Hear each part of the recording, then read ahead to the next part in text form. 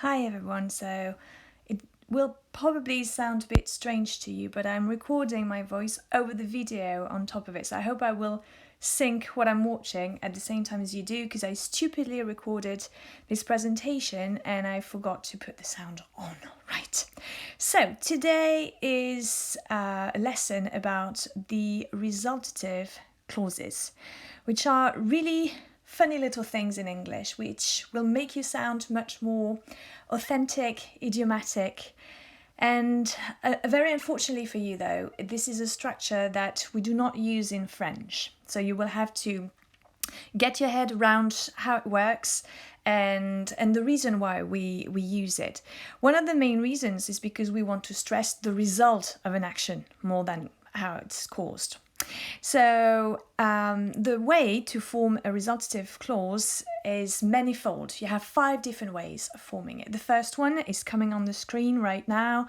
It's by putting a verb followed by a complement and then an adjective. So the verb expresses the means used to accomplish an action.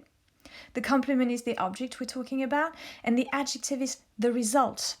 Hence the name of that clause called the resultative clause.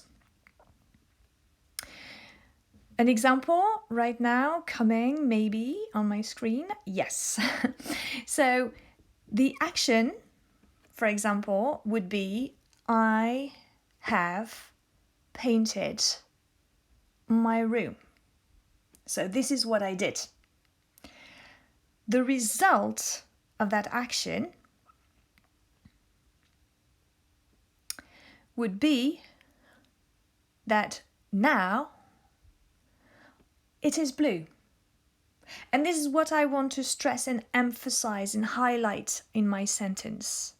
So in order to really insist and make the person listening to me understand that this is what I am trying to put forward, I will use that resultative clause and say, I have painted my room blue.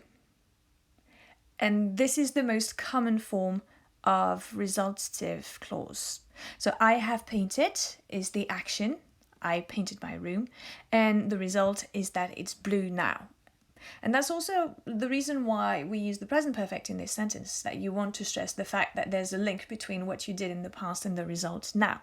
Another example would be, he shouted last night. To shout is to speak really loud. The result is that today his voice is hoarse. To have a hoarse voice means that you have a croaky voice, like your voice is broken. That's what it means. The way you can express this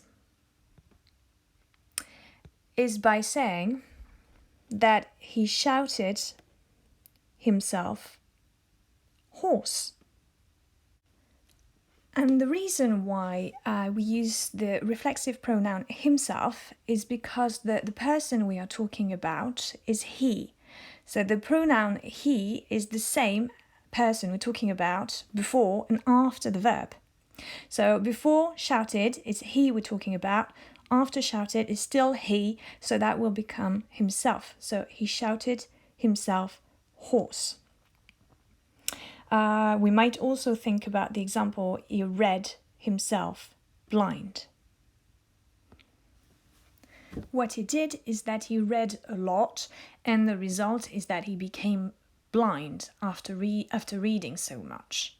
I don't know if that is even possible, but if the way you would translate this in French is you would crisscross the pronunciation, so he became blind after reading so much. And this is how you usually use the French translation. You reverse the end and the verb, like the adjective and the verb. Another way of forming the resultatives is by placing the verb plus the complement plus a past participle.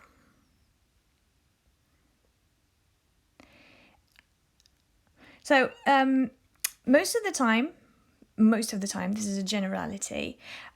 This will apply to verbs of intent or expressing a will, and also verbs of preference, such as to love, to prefer. So all these verbs: to want, to prefer, to to favor something. You would use this particular structure. You would say, I want it done. You express your will. And as you can see, I want it done right now. You get your verb, want, and then it, your complement, and done, the past participle, which is pretty similar to saying, I want it to be done, but you remove to be. And you jump straight to the past participle to stress the result. You want it done. And by using this structure, you really emphasizing and stressing that what matters is the result, is that it's done. I said you could use this with verbs of intent, but we might also think about other verbs, like he pulled his tie. Tie is a piece of cloth that you add around your neck if you're a man and you wear a suit. So he pulled his tie undone. Once again, he pulled, you see what it means, like stretching on something. He pulled something and then his tie was undone. It was a bit looser. So the result. Third structure with the resultative clauses is a verb followed by a particle. Many students are surprised because they think that it's just a simple phrasal verb. But the particle in some those phrasal verbs they express a result. They are expressive of something that has happened, and the result is that maybe they're out or away or in. And most of the time we use them with verbs of movement, such as he ran out. He ran, right? So you understand this, a verb of movement, and the result is that he was out. So he ran out. And yes, that looks pretty much like a phrasal verb, but this is considered as a resultative clause as well. Think about food supplies are flown in daily. So let's imagine you are in a distressed region of the world where there is no food anymore. Maybe helicopters are delivering the food for you, and you might say food supplies are flown in daily. So the means used is that they are flown, as I said, in a helicopter or a plane, and then they come in, so they're flown in. The fourth structure used for the resultative clause, and that's not an easy thing because I don't know what's coming up on the screen, but you have to use a verb followed by a complement and followed by into or out of plus the verb in the gerund form.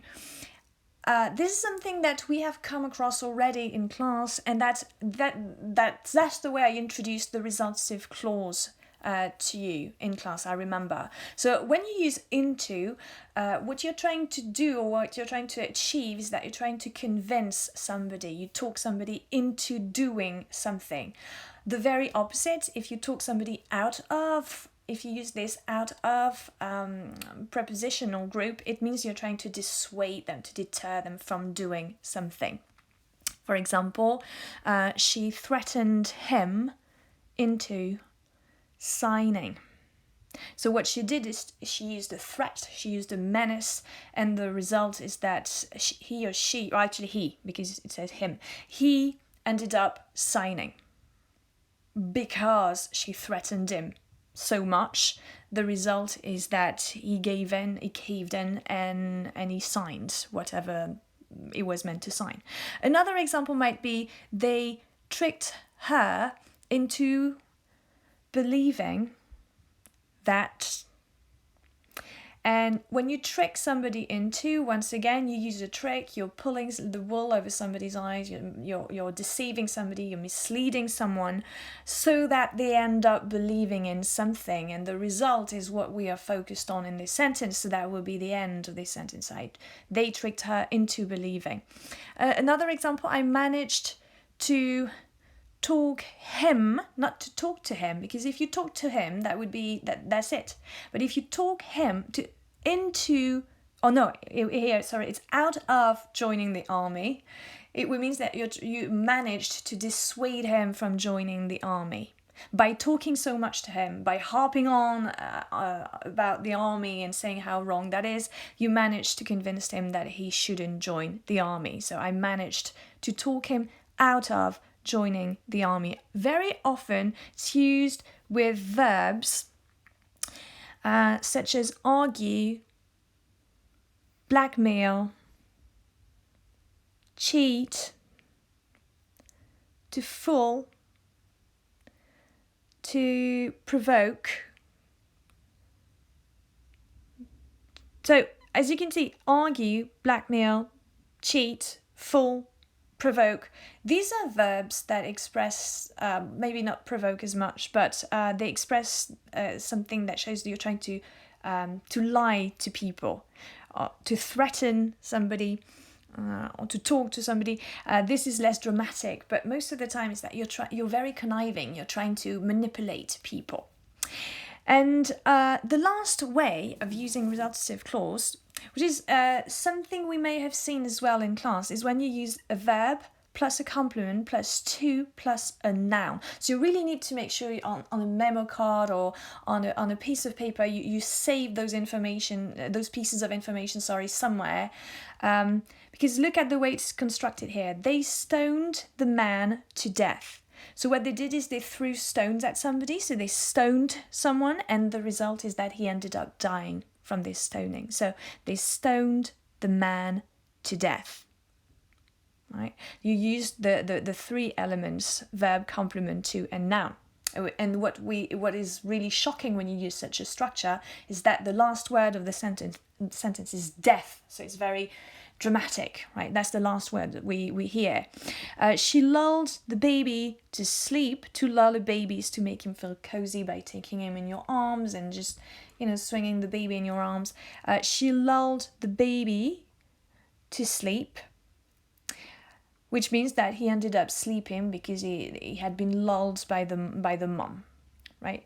And a last point I'm going to make that I've done already, but I really want to stress this so that you might understand, is when you use the structure, so this is not the fifth structure, but this is back to the first one, when you use a verb, a complement, and an adjective.